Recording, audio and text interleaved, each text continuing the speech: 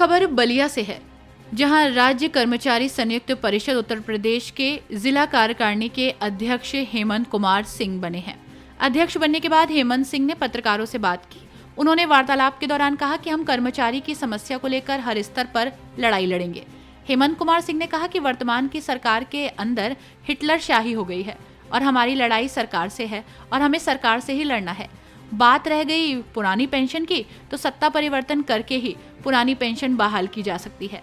इसलिए हम कर्मचारीगण सत्ता परिवर्तन में अपनी सहभागिता निभाएंगे तथा इसके साथ साथ अन्य पदाधिकारियों ने भी अपना पदभार संभालने की शपथ ग्रहण करते हुए पुरानी पेंशन को लेकर लड़ाई जारी रखने की बात कही। अध्यक्ष बने हेमंत कुमार सिंह ने कहा कि सत्ता में रहने वाले विधायक या पार्षद और सांसद इन तीनों में अपना जीत हासिल करते हैं और तीनों विभागों से पेंशन पाते हैं, लेकिन काम करने वाले कर्मचारी पेंशन नहीं पाते। क्या ये सही है? इसके लिए लड़ाई लड़ना बहुत जरूरी है। आइए ध्यान से सुनते हैं इन्होंने क्या कहा।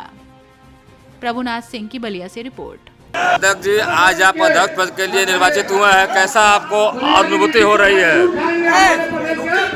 आज आप अध्यक्ष पद चुने गए हैं, आपको कैसी अनुभूति लग रही है इनका समाज कर्मचारियों के बीच? देखिए, यह अनुभूति जिम्मेदारियों की है, यह उपलब्धि नहीं है। ये हमारे सर पे कांटों का वो आया है जिस पर हमें खरा उतरना है। हम कर्मचारियों के हर लड़ाई में हर सहयोग के लिए तत्पर रहूंगा, इसकी मैं शपथ ले चुका हूँ। तो जो पिछले कार्यकाल में कुछ कार्य अधूरा रह गया होंगे, उन्हें आप कैसे पूरा करेंगे? उन्हें मैं उतनी ही जिम्मेदारी से, जो पिछली कार्यकारिणी में जो जिम्मेदारी थी उसके अनुरूप मैंने काम किया।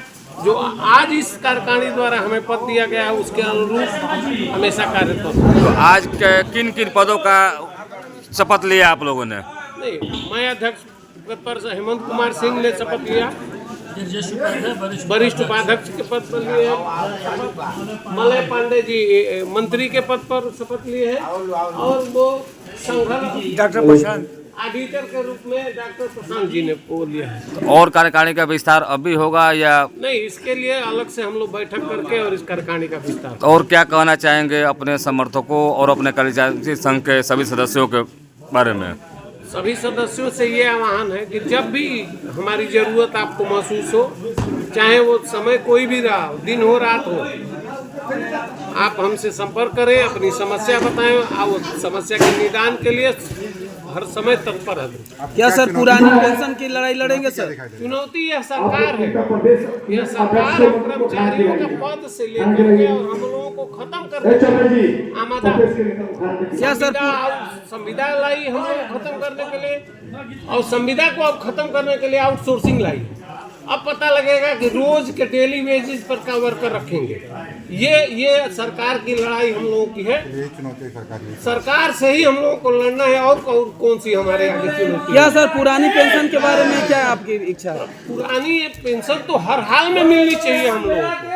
आने वाले हमारे भविष्य इसके बगैर कैसे रहेंगे? आप नेता हैं, सांसद वही नेता बनता है तो उसकी पेंशन अलग लेगा, राज्यसभा में जाएगा तो अलग पेंशन हो जाएगी, विधानसभा में आ जाएगा तो उसकी अलग पेंशन लेगा, और एमएलसी बन जाएगा अलग पेंशन। एक नेता 4 पेंशन का अधिकारी है, हम कर्मचारी एक भी पेंशन के अधिकारी नहीं। इसको खत्म कैसे किया जा सकता है? ये तो पहले से चलते चले आ रही है व्यवस्था। ये व्यवस्था चली आ रही है, इसकी लड़ाई हम लोग लड़ रहे हैं।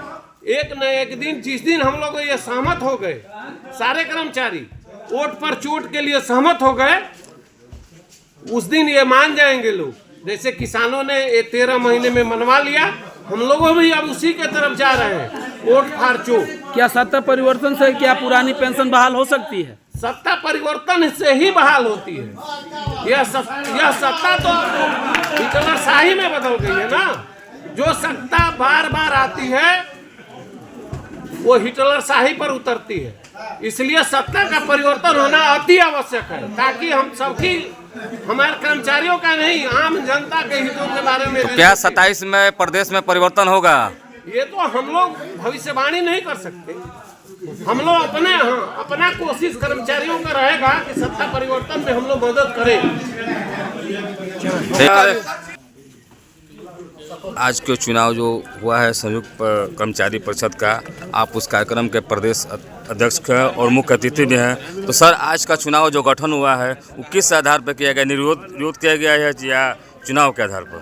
चुनाव का प्रक्रिया होता है कि जब नामांकन होते हैं, लेकिन आज ये हुआ कि सारे लोग एकजुट होकर के अपना जो है नामांकन एक नाम आया और उसमें निर्विरोध सब लोग निर्वाचित हो गए। ये बहुत अच्छी बात है और ये हमारे जो पदाधिकारी चुने गए हैं उनकी वर्चस्व की बात है। तो जो आज पदाधिकारी चुने गए हैं उनको किस तरह का मंगल कामना, भविष्य उज्जवल भविष्य कामना? मंगल कामना ये है कि अब वो अच्छे से जो है सारे कर्मचारियों के बीच में रह के काम करें और जो प्रांत के निर्देश हैं उस पर काम करें। और साथ में हमारा जो है माननीय योगी जी से अपील भी है बलिया की ओर से कि जो भी हमारी समस्याएं हैं, जो वेतन विसंगतियां हैं या डेटा रिव्यू हैं, उन्हें तत्काल वो पूरा करें। ये चुनावी वर्ष भी है सरकार का, ऐसे में कर्मचारी नाराज ना हो, इसलिए कर्मचारियों के हितों की बात करें और उनके कामों को करें। सर, आंदोलन तो पहले से चलता चला रहा है, तो क्या अब आंदोलन उग्र होगा या सामान्य चलेगा? लोग जो है शांतिप्रिय लोग हैं, आंदोलन नहीं करते हैं। मजबूरी में हमें आंदोलन करना पड़े वो बात अलग है, वरना हम कोशिश ये करते हैं कि सरकार को अपनी बात रख के अपनी बात मनवा दें। और सर, जनपद वासियों को किस तरह का शुभकामना? जनपद वासियों को हम अपनी शुभकामनाएं देते हुए ये कहते हैं कि हमारा कर्मचारी समाज जनता की सेवा हमेशा की। आपने देखा कोविड काल में जनता की सेवा हमारे कर्मचारियों ने ही किया, फिर भी सरकार हमें उसका इनाम नहीं दे रही है। जांच के मामले में नंबर 1 पे उत्तर प्रदेश, वैक्सीनेशन के मामले में नंबर 1 पे उत्तर प्रदेश, फिर भी सरकार हमारे कर्मचारियों के हितों से काम नहीं कर रही है। कोई अच्छी बात नहीं है और हम चाहते हैं कि जनता की सेवा जिसे हम कर रहे हैं रातों दिन, वैसे ही सरकार हमारा भी काम करे।